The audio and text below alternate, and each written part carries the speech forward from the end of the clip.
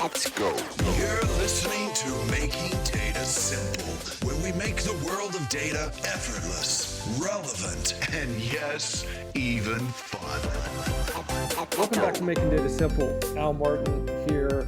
I am with Ben Lowe. He is the founder and CEO of Lighthouse Technology. Ben, I just had Ian on so we can compare and contrast all notes. And we can see the good news is you're going last. You can counter everything that he said before. It's fantastic. Yeah. Did you listen to any of it? Do you know what? I've just listened to part 2 this morning. Yeah. And, look, Ian's a great guy. I'm not quite sure how I follow the most interesting man alive because you can't top that. So I was like, what do I say that's going to be better? Well, you know what? It's funny because we got off track a lot. Did you? I think we spent like 15 minutes on wine on the first one. I think it was like a wine podcast. Oh God, yeah, in his venture into winemaking. Yeah, I'm very fortunate to work with Ian. We've worked together. We've known each other for like 10 years. Yeah, and we met in IBM in 2013, 2014 when he was doing his storage role. And initially, I think we got on because we loved motorbikes and cycling. So we always talked about two wheels. It was never really about work or anything else. It was mainly about Ducatis and God knows what. Look, and then we've worked together for a long time. So he's a good guy. Well, you worked together before on a startup, did you not?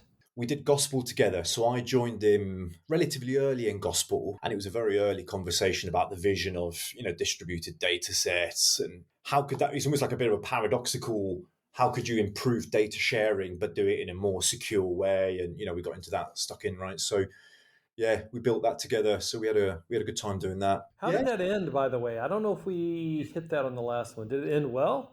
Gospel, ultimately, no. It was a very painful. I think we were just too early to blockchain, if I'm honest, Al. I still think the world of distributed data stores has a place, probably in 2030 and beyond. We were just a little bit too early. So, the reason I say yes, it was painful the way it finished is because it had so much potential.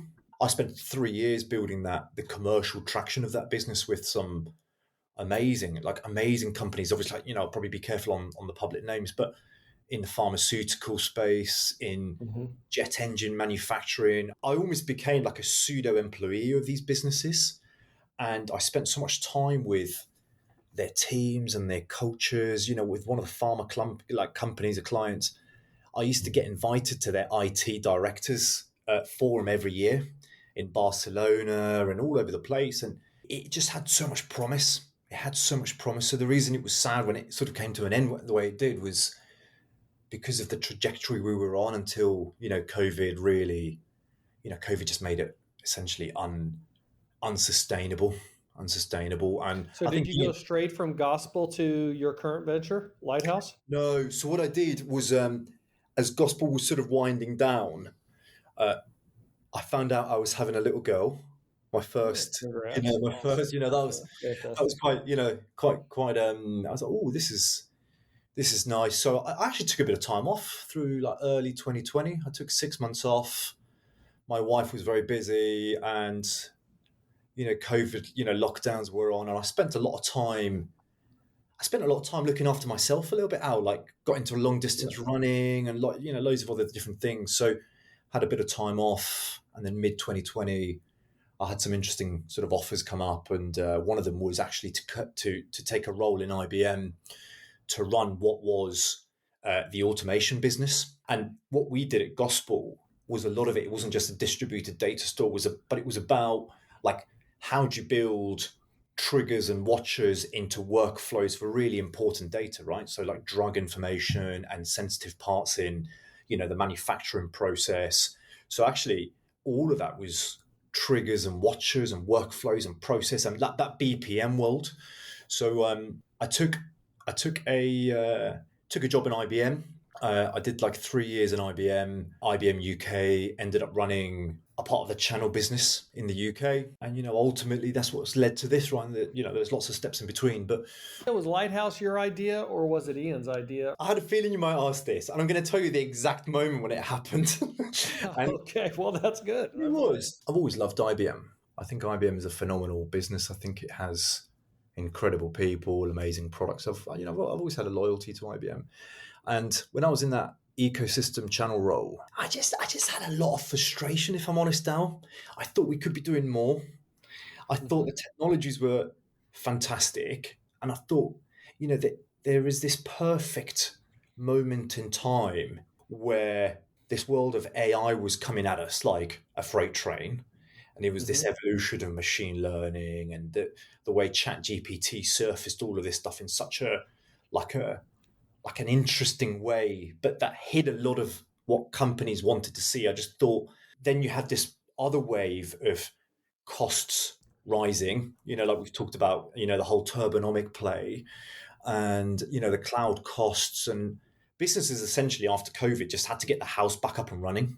And then it was like this bit of a cost optimization phase and AI was coming along. So I just thought, do you know what? There's this moment in time where I think there is this need for a new type of business that is able to support the IBM ecosystem in some sort of way to really showcase IBM's amazing products and amazing people in a way that was a bit maybe away from the traditional way that other technology partners were doing it, right? So I called Ian one day, and Ian, we'd sort of always kept in touch, and we actually went for breakfast. We went for breakfast in this farm shop out in the middle of the countryside, and we had this delicious full English breakfast. And I told him the idea. This is what we're going to do. And Ian, in a way, gave me the courage to do it. Ian, we stepped outside, we had a big conversation, and he said, "Look, if you deeply believe in this, you've got to do it. You've got to work out to get it through." And the logical steps come into your mind, don't they? Of, oh my God, how am I going to fund this? Oh my God, I've got a family, and it's not about funding. It's I'm leaving something. I worked with some amazing people in IBM UK, and there was a little bit of element of leaving that, and there's a price to pay sometimes, So so it was my idea, and the whole point around Lighthouse, around the brand, was helping people see into a better future, and we believed that we could do that through technology. So fast forward, what has it been, 18 months now? We've been very fortunate to build a nice small team, some amazing early clients that have believed in our vision of cost optimization to start with, day naught type stuff, but actually putting them on this trajectory of showcasing these different types of AI technologies in a very practical, in a very, very practical manner in this, in this use case of enterprise IT and conversational AI. And it's been an amazing journey. I reckon I've learned 10 years worth of experience in 18 months. It's been so condensed and intense. So how do you become the CEO, and then what is his title? I don't know that I ever got Ian's title, or does he have a title? Not like a title matters when you're in a startup, but I'm trying to understand the key accountabilities between you two. Yeah. Look, I think I've never been overly hung up on job titles. I've always believed in responsibilities and where people, what they can bring to the party. And my whole history has been, I got into IT commercial sort of sales, enterprise sales for a really, really weirdly young age, actually. So I've always loved building deals. I've loved building commercial transactions based on genuine value to both parties. And the way we split responsibilities is, Ian's looking after the product vision right now and the product build out. He's been head down on all of the IBM training and some other AI language models, and I'm head down on building our commercial traction. These initial sort of early hires that we have around us that are supporting us both. Ian's obviously got this amazing background in VC funding and so on. So we've got there's a good dynamic. There's a good dynamic between us two, and that's how we're sort of splitting things out at the moment. So you see things differently than Ian, though, because the interesting thing is when I was talking to him, asking what the hardest thing of entrepreneurship was, if you just listened to it today, then you may have the answer better than me. But I think he said, look, it's knowing when to call it quits, or knowing when to move on or take the next step or whatever. And I said, well, what's the easiest? And he said, starting a business. But I would presume that's a little bit different than what you said earlier, Ben, is like, for me, taking the leap, leaving friends that you see as family, that would be harder for me. But he seemed like the completely opposite end. But maybe that makes you guys great partners. How do you see it? Having been through this process now, I do get this. I do get what he said, because in the beginning, blank slate is really powerful. And there's the old saying that there's great beauty in simplicity sometimes. When you're starting out, you have this huge amount of like adrenaline and excitement, and where it gets really hard. And I'm very fortunate. I've got another couple of friends who have recently built and exited some really interesting businesses. One of them said to me when we were like, this was like a while ago now, but when we signed our first client, he texted me saying, the real work starts after you sign the first client. This first bit's easy.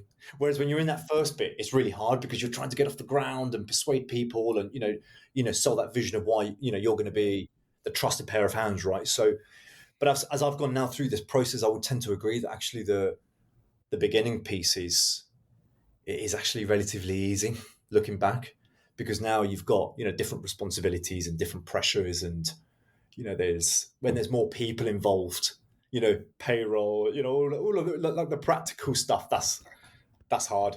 That's hard. The beginning bit's easy. Well, let's talk tech then. If I go back to Lighthouse Technology, the way it was described to me, and it was three parts, optimizing the cloud, assessing data, optimizing the cloud. Secondly is allow clients to go back to the data center. And third, to create conversational infrastructure or conversational AI on top of infrastructure. What's your definition of Lighthouse Technology? One thing we've learned, especially probably in the last 3 to 4 months, this technology is amazing. The different technologies from the different vendors and the different language models, the way they produce, language in different scenarios, it's all super powerful. But one thing we've really doubled down in the last couple of months is demonstrating this technology to people in a way that wows them. Because I think a lot of products, you have to really get into the nitty-gritty of what they do to understand why they do what they do. And if you look at, like, there's this amazing tool called Notebook LM. I don't know if you've seen it or played with it. It's like a Google experimental product. And what it does is you can feed it like a URL. So you can feed it, your LinkedIn profile, for example, and it will generate a whole podcast between two people talking about Al Martin. And we did a big presentation to about 30 clients in September. And what we were trying to do was to somehow demonstrate the power of conversational AI, but in a very practical manner. So when you ask people to make the leap between where they are now to conversational AI on top of infrastructure, sometimes that's quite a big leap. So, there's lots of steps to go through that. There's steps around governance and controls and who says what, how do you bring security perimeters into that? In front of this presentation we did, we actually took the event website and put it into Notebook LM and said, this is the power. This is the power of this technology, right? So then when you say, actually, imagine now this on top of this type of engagement and this type of language, natural language. Now imagine this on top of your enterprise data and your conversational infrastructure, your cloud infrastructure, your IT, infrastructure. The power of then these systems of engagement, I think they're going to change so quickly. So what we've really tried to double down on is building technology that we can show to people rather than too many PowerPoint decks and too many co-creation strategy. Yeah. Correct. And we talked a little bit about this, didn't we, last time we sort of met, that co-creation is so powerful in this space, especially when both sides of the fence, you're still trying to work out the value to the business, the value to the organization of this technology. So co-creating is very powerful. So in terms of Lighthouse, Lighthouse, break that down for me. I do agree with you, by the way, is what I find as I'm working with different clients, it feels like it's kind of binary. Either I've got clients that don't know where to start. My advice there is always, look, pick something, a use case that you can achieve value within 6 months.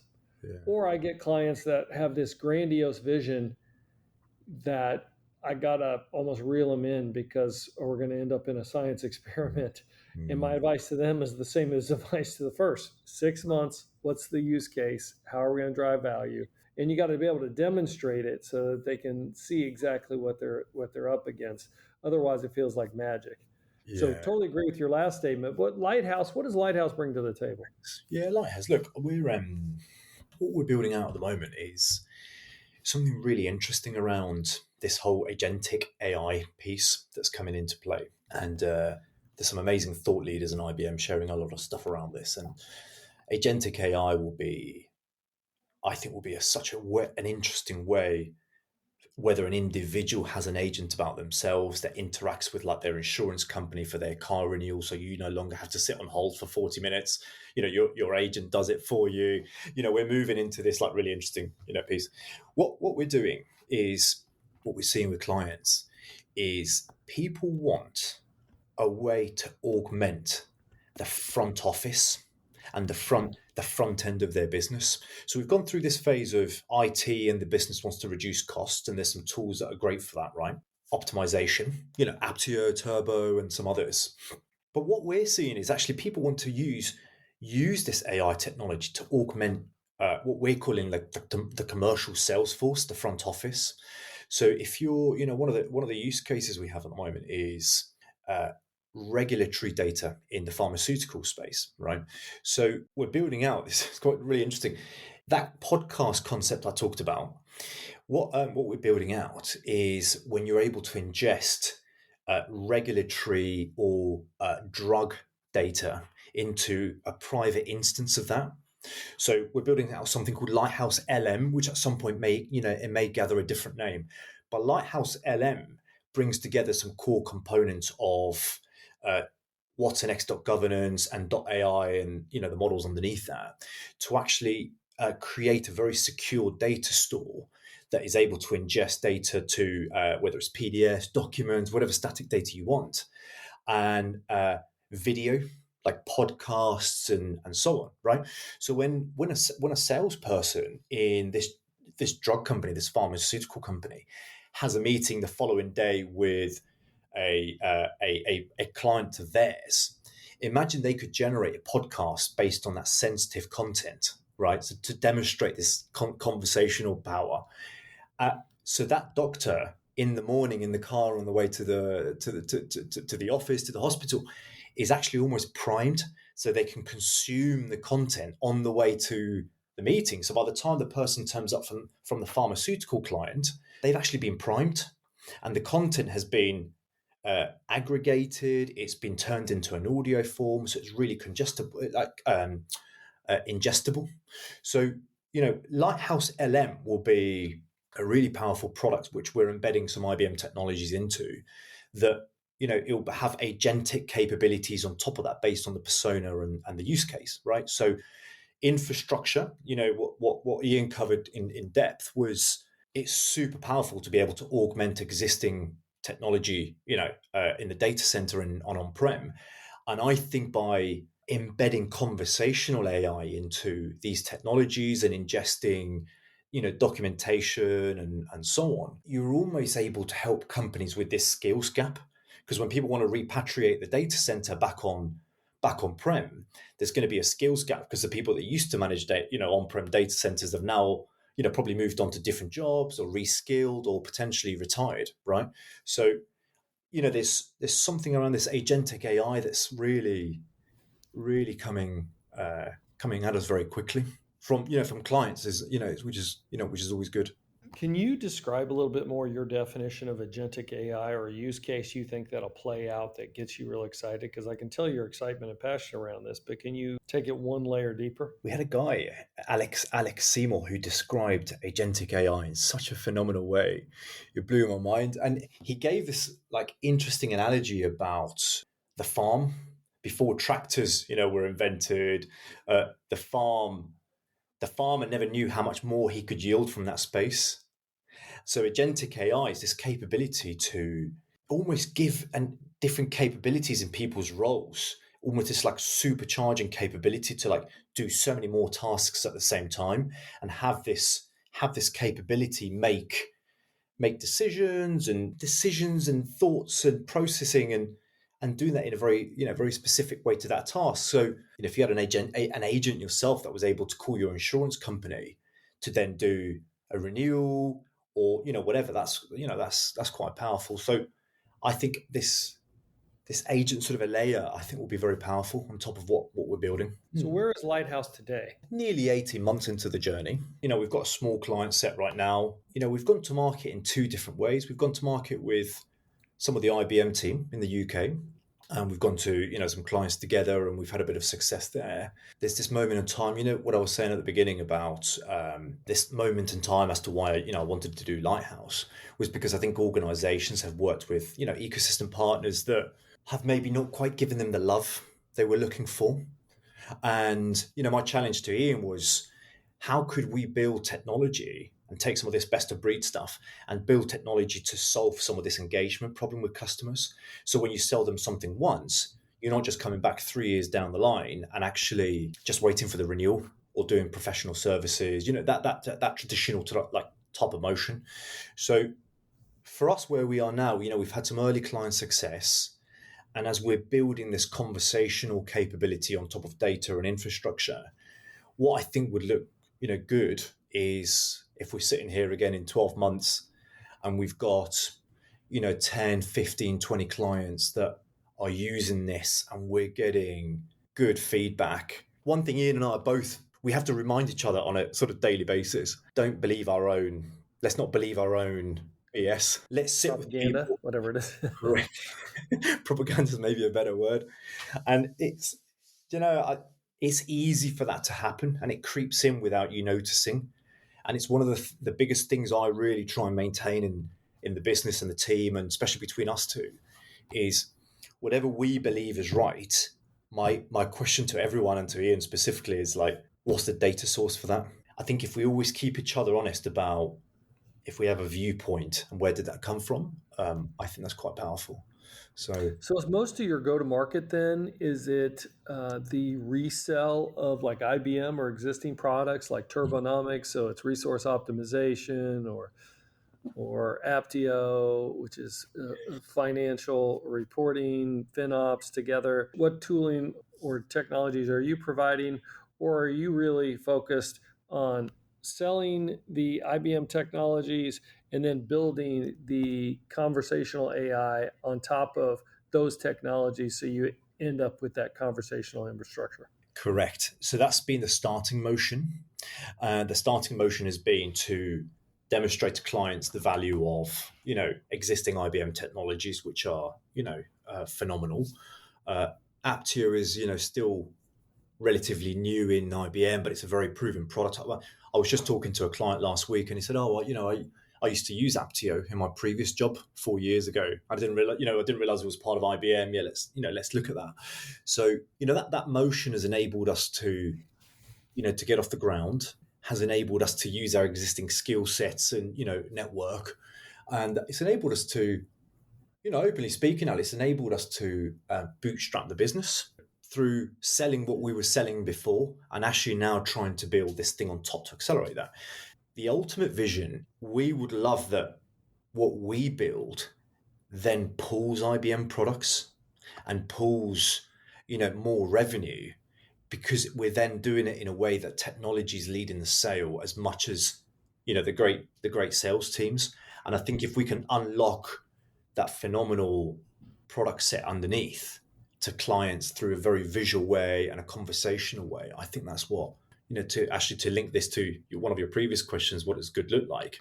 To me, that's what good would look like. Good would look like leading with Lighthouse LM, and actually that enables a number of IBM sales through genuine value to people. And then you're really differentiating yourself as a technology play rather than just a reseller play, which I've never really wanted to be, and which is not a bad thing, but I just think there's a better way of using this technology to do that.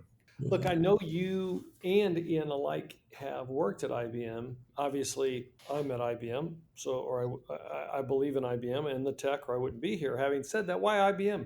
There's a lot of tech out there. Yeah, there's amazing tech. I actually spent a lot of time within the Salesforce ecosystem. The Salesforce ecosystem and a number of their commercial teams, both in the US and the UK. I've got some friends, lots of friends and networks that work in lots of like Workday, Anaplan.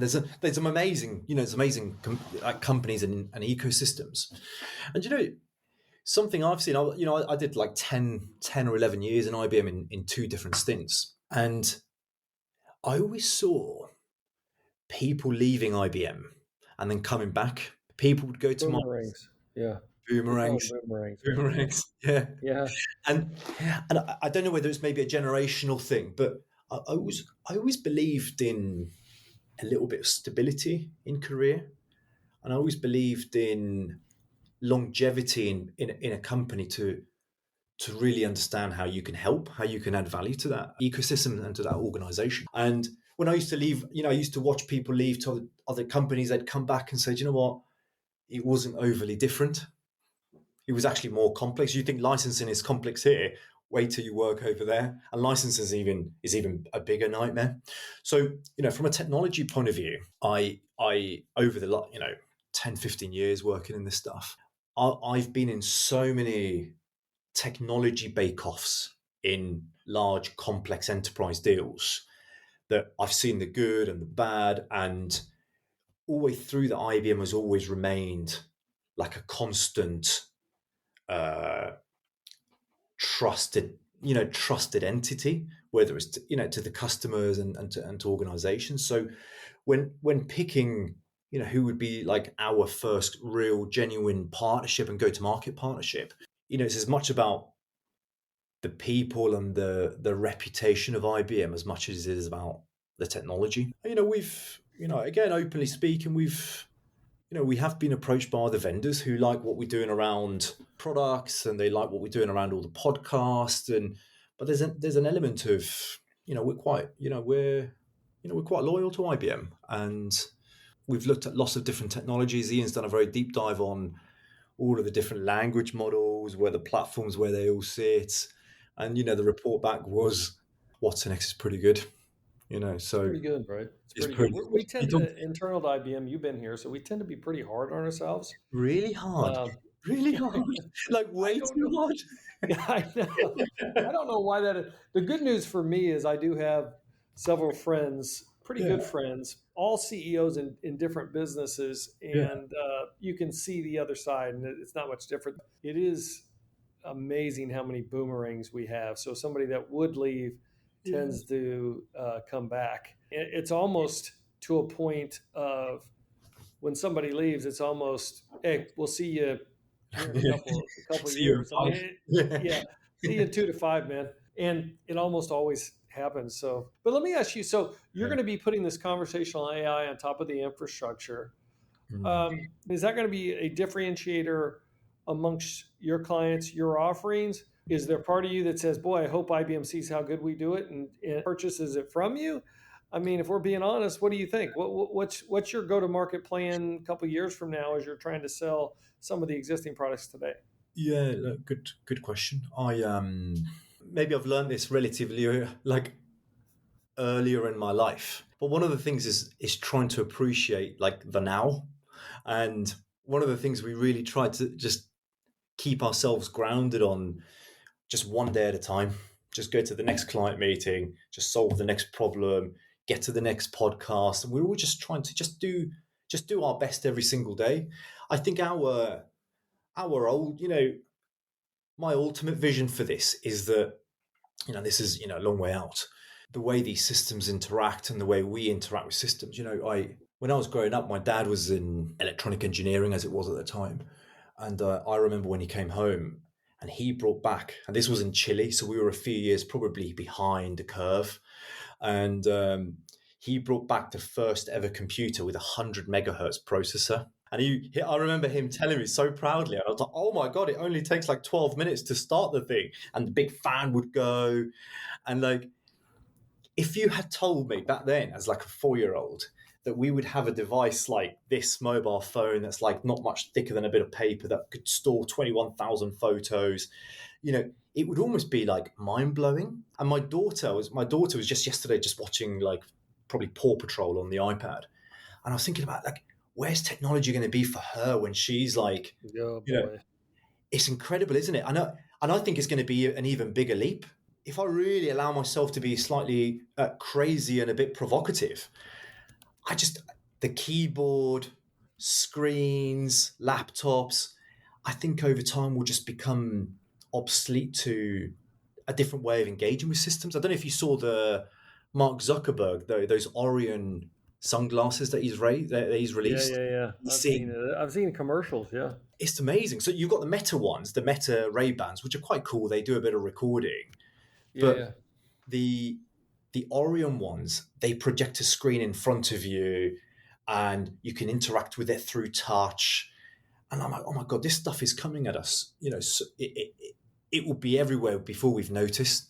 So my big ambition for Lighthouse is, a solid go-to-market plan with probably 2 or 3 big global organization. And, they're starting to appear already in the form of systems integrators, where we're putting this technology in a very strategic play of 3, 5, 10-year programs where, IT will have to transform, and a layer of that will be conversational. So what's it called? I think some people call it the big hairy goal. Yeah, big audacious hairy goal or something. Yeah, BHAG or something. that's it. Yeah, big hairy audacious goal. Yeah, big hairy audacious goal. Yeah, that's the solid go to market with 3 to 5 big systems integrators and technology partners where we're able to scale this far better than we ever could ourselves, even with like unlimited funding, which we'd just never get to. Well, I like the ambition of it, because what you're doing today is saying, look, we're going to be a standard reseller to start. That'll keep the engine going so that we can move on to bigger and better things, and then that'll almost fund our innovation. Am I looking at that right? Correct. Yeah, correct. And that, do you know what? The reseller thing has happened really quickly all of a sudden, and I think it's probably through we're very grateful to the relationships, and maybe we're trying to bring something a bit different, so that's naturally attracting conversations to us. Mm-hmm. And I thought maybe this reseller phase would go on for a little bit longer, but that's probably a testament to the product direction and Ian's vision of where we could get to, and just the market, what the market is telling us from, one of our other clients that we're working with is a very not too dissimilar, company in finance and insurance, in, not too dissimilar to IBM in many ways in terms of culture and systems and the way they work. And we're learning a huge amount from them. We're at the CTO level of this business in the US. We're learning a lot from them and their teams. They're actually sharing with us where their AI projects are failing right now, and where how they're thinking about value, how they're thinking about ROI. So we've just been very fortunate that we've got traction really, really quickly. It never feels quick enough, but if quicker than maybe I thought it would go. Well, that's great. I mean, that's a good problem to have, right? The other thing is I'm a little envious of the learning. I try to pride myself on continuous learning. I mean, I've already, as soon as the Granite 3 models came out, got them, I'm playing with them. I'm envious of your situation, because I could see how in a year, given the intensity that you're under, how much you can learn. So no matter where this lands, nobody can take that away from you, the experience that you're getting along the way. It's amazing. Somebody many years ago said to me, how they said to me, you're either earning or you're learning. And I'm definitely learning. But you'd rather be earning. That's all good. At times. So it's a different thing. It's a different thing. It's different. It's different. In terms of the reselling, where are you having the most success right now? There's 2 things. If success is defined by closed deals, probably Turbonomic and Aptio. Yeah. If success is defined by the amount of interest and conversations we're having, it's probably Watsonx, which probably shows the maturity of like the AI market. And there's a really interesting theme, and I'm glad this is a bit of an independent podcast, because we can talk about maybe other things, but there's been a real theme. There's been a real theme that from clients in the last 3, 4, 5 months, where they said, you know what, we've tried Copilot, we did genuinely try it. It had a lot of promise. And we've tried it, but you know what? We ingested a spreadsheet with 15,000 lines, and it froze. It didn't do the thing. It didn't do any analysis. It it was hanging. We've used it for other use cases. So this leap to respond, I think eventually will bite people in the backside. And Mark Benioff of Salesforce, he tweeted something last week, and it said it's almost like if you're not careful, Copilot could be the next Clippy, like Clippy version 2. Mm-hmm. And I was like, oh, controversial. And I'm glad he said it and not me, publicly. But well, so now you said it, which is good. Keep going. I'm repeating what Mark Benioff has said. Yeah. Okay. He shared that. Yeah, and do you know what I've got some friends in Microsoft, and I've never been in the Microsoft ecosystem at all myself, so I don't really have a sway either way. But just from what I've seen from clients and potential clients, where they've gone really quickly at this Copilot thing, with GPT and the partnership there, which is that in itself is I find quite tricky from the optics of that partnership. But just if you look at it pragmatically from a technology point of view, I don't think that technology is there. So I think what we're seeing, back to your original question about the interest, I think the way we're starting to see a lot of interest now around what's next is because people are realizing to get this technology properly in the business, it's not about the AI, it's not about the large language model, it's about the governance, it's about the guardrails. How do you manage bias and language? How do you manage hate speech potentially? How do you manage the transparency? What files have been used to generate that output? And so actually very quickly it's gone from an AI conversation to practicality of how does this work at scale? Because we've almost done the big part, the little pilots and quick pilots, and they haven't worked. Now let's maybe talk to IBM because they've been doing this for 112 years. Yeah. So I think that's where we've seen a bit of interest, but in terms of traction and, cash in the bank. That kind of matches what I'm seeing. I always give full credit to OpenAI for gathering the interest commercially in the market. But then you get to a point where you've got to apply this to the enterprise. Yeah. And applying it to the enterprise is a different deal. Most importantly, I think it starts with cost. It's not a toy. You've got to be able to achieve your value proposition that you've outlined. And I think that's where history is going to prove us right here, in that the models are going to get smaller, more intentional. They're going to be cost effective. I mean, don't get me wrong. You can start even testing with OpenAI or something, but ultimately, if you're going to put it into production, particularly in enterprise, you're going to have to go in a different manner. We saw this when we were building out the first MVP of, the Lighthouse product. Was GPT. It was really easy to generate an API passkey. You could do it in the evening, put your credit card in and it generates it. And there was just no friction and it was cheap to get going. And then, very quickly within about 2 or 3 weeks, we started hitting the product with a lot of queries and questions and connections, and input tokens and output tokens started rocketing.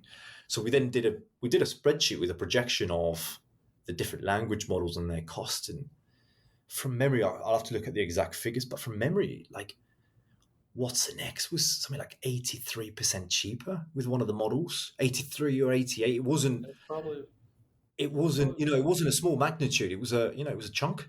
It was a chunk. So when you start extrapolating that out, it's a serious consideration, especially if you can't even see what's going on underneath GPT. There's no transparency into the reasoning. Not reasoning. I don't think these things can reason, but there's no transparency into how it's got to that answer. There's no governance. There's none of that, right? So, this is why I hope you're seeing the same thing, and we're not deluded. Yeah, same thing. And then the transparency is a huge deal. You want to see how the decisions are being made. The other thing is and of interest to me. Now I know I'm just a one-man band here, but I like to put the models on my laptop, and I don't have a GPU. So, you've got to make sure it's small. I was just playing around with the Granite Dense, Granite 3.0 Dense, 8 billion model, pretty freaking good. I mean, it's right on my laptop here. I'm not using any GPUs or anything else like that, like I mentioned, and I'm using it to ingest documents. I'm using it to summarize, do research, whatever. It's working great. Yeah. And I'm still doing plenty of other things on my laptop at the same time. So it's not, I don't even feel it.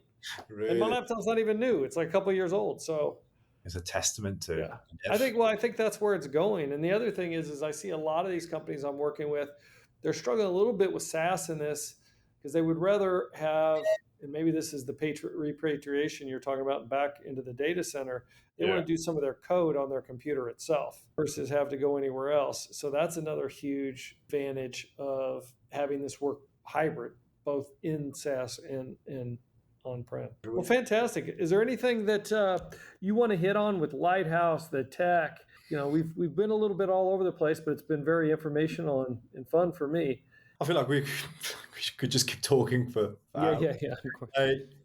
Look, I think the main point of us is what we're trying to do is just bring a bit of you know, I think a bit of enthusiasm and energy to this technology and the portfolio from a B2B enterprise perspective, and we're trying to do that in a way that is practical and is based on, you know, real commercials and real value. So I think what we're trying to build, ironically, like as we're building Lighthouse out, the DNA of the early founding team, I think that's going to be the DNA of the business, and we've got a really strong technical foundation.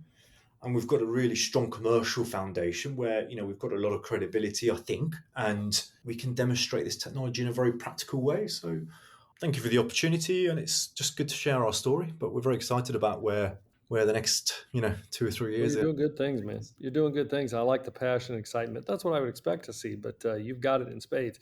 Let me ask you this, though, before I go, a couple simple questions. This one should be simple. If it was a 2-minute pitch on Lighthouse. Yeah. So you're going into the venture capitalist, you're going to get funding and or a customer. What's your 2-minute pitch? You got 2 minutes to sell me on Lighthouse. What would it be? Lighthouse. Oh yeah, good question. I've never thought of this because we're trying not to raise. Look, to us, Lighthouse is in this very unique sweet spot of time where there's like this huge hype, to a degree, a bit of a hype cycle going on. And there's a lot of fallout where the hype is actually meeting reality. And if you think about the evolution of like the world of IT, you know, hardware, storage, software, AI, that evolution of almost the skill set of people moving from left to right through these technologies, we're quite uniquely positioned where we're very excited and actually understand the practicality of all this stuff underneath the covers. But we've got this very practical experience over the last 15 to 20 years, right? So we're trying to build this technology that wows people and can bring this, you know, this to the surface for people in their everyday jobs. And we're doing that with a great partnership. We're doing that with some great early clients, and we're trying to do that with a quite, you know, in a weird way, a bit of a frugal mindset. And we're trying to innovate out of necessity.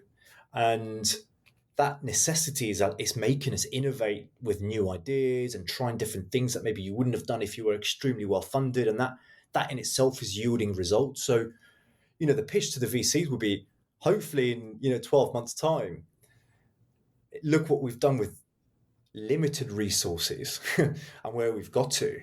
Imagine what we could do, you know, with far more. But what's true and nobody agrees with you on? Oh God! Oh, can you hear me? Can you hear me thinking? I can see the wheels turning. That's okay. You can do it, I guess, a converse way is what's not true and everybody believes. I don't know. I've seen amazing answers to this question.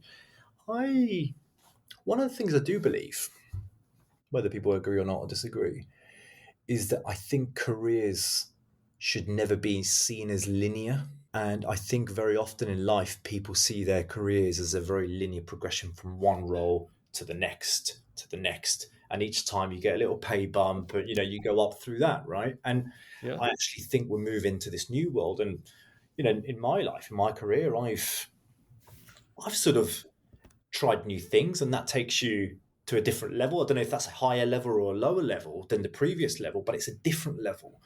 And I think allowing yourself to be in a fearful state isn't a bad thing. Sometimes I believe in genuinely, sometimes experiencing fear is probably a good thing. And one of the most fearful things I do, outside of work, I do not that there's such a thing of outside of work really, but I do Ironman triathlons, and one of the most fearful things I think you could ever do in life is get in the water with 4,000 other people for 4 kilometers, because you get bashed about, you get hit, you get elbowed, you get swum over, you have to do the same, your goggles come off, there's seawater in your face. And actually, there's something really beautiful about when that happens and you can stay cool and stay still and just allow yourself for the situation to happen, compose yourself, get the goggles back on and keep going. So I think, one of the things I do believe, Al, is that careers should not be seen as linear, but actually put yourself into difficult situations on purpose, because you never know what they're going to yield. That's a great answer. Pass the test. Not there was a Ben, awesome. Oh, thank Terrific. you. Good to chat. Where are you residing? You're in the UK, right? I am. I live just outside of London. Just outside of London. Yeah, we work just like 20 minutes out of London. But are your customers worldwide now, though? They are. Yeah. So we've got an amazing relationship with 2 in the US now that we're starting to build out. It's early, but we're building those out, and we've got some great relationships there. A couple in the UK that are household names that we're working with, and they're in London and sort of the Midlands in the UK. So yeah, we're hoping to expand. We're getting incoming from lots of different regions now, so we're starting to work out how many plane tickets we need to start booking to start expanding. Yeah, I'd imagine so. Well, Ben, thank you for being on the podcast and chatting with me today. Thank you. You and Ian look to be doing great stuff, so I wish you nothing but the best. Cheers. And listeners, thank you for listening. Hit us on almartintalksdata@gmail.com. We'd love to hear from you. Until next time, we'll see you on the podcast. Bye-bye. Cheers.